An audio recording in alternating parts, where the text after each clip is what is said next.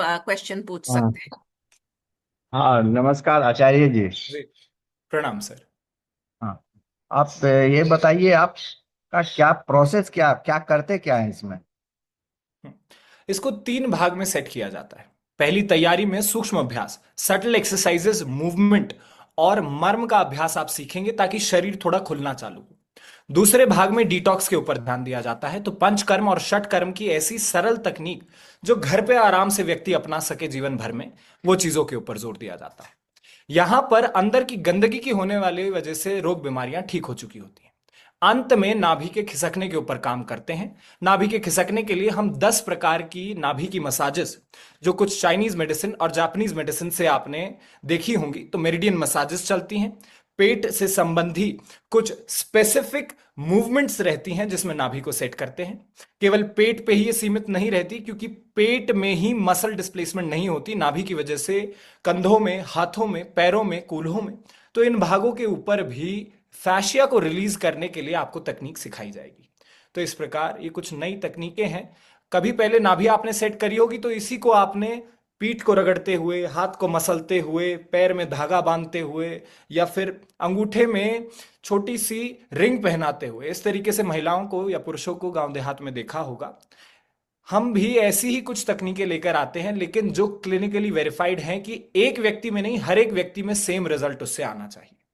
तो ऐसी कुछ 50 मसाजेस हैं जिसको आप लोगों को हम सिखाते हैं, और उसी के बेसिस पे कुछ 10 मसाजेस को रोज करने के लिए आपको बताते हैं। ऐसी 10 मसाजेस रोज करने से पहले 1.5 महीने में रूट कॉज के ऊपर काम किया जाता है।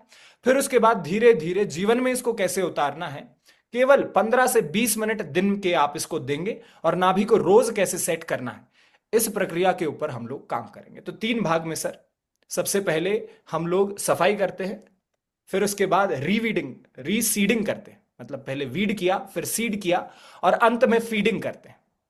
इस प्रकार अंदर के जीवाणुओं की रक्षा करते हुए उनकी नई कॉलोनीज बनाते हैं और नाभि के रोग को जड़ से ठीक करते हैं। तो ऐसी कुछ तकनीकें हैं सर, जो योग की, आयुर्वेद की और चाइनीज और जापानीज मेडिसिन से हमने ले रखी हैं, जो आदमी अकेले से खुद से आराम से कर सकता है। हाँ आचार्य जी, आप इसका कुछ आप डेमो दिखा सकते हैं ताकि लोगों में प्रामाणिकता आवे। जी, डेमो आप चाहता हूँ। डेमो आपने पहले नाभि दबाकर देखी कि नहीं, ये बताइए। हाँ, देखिए।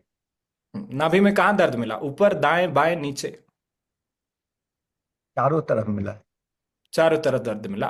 अभी भोजन कर रखा है? नहीं। नहीं कर रखा।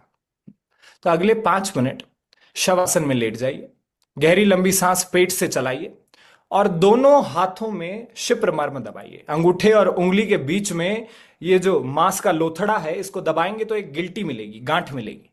सांस लेते हुए आराम आराम से इसको दबाइए, रोलते रहिए। थोड़ा दर्द मिलेगा, दर्द अच्छा संकेत है, उस दर्द को दबाते रहिए। अगले 5 मिनट घड़ी से आप कीजिए, और फिर बताइएगा चैट में कि नाभि में जो पहले दर्द था और बाद में दर्द था, क्या उसमें अंतर है।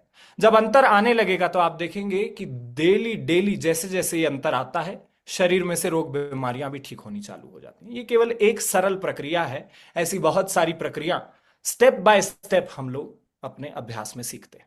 अब एक बार आप करके देखिए, फिर बताइए। ठीक है, ठीक। जी।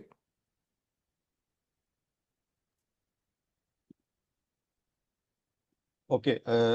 अगला सवाल हम लेंगे दुर्गेश जी का। दुर्गेश जी, मैंने आपको अनम्यूट कर दिया है। आप नमस्कार आचार्य जी।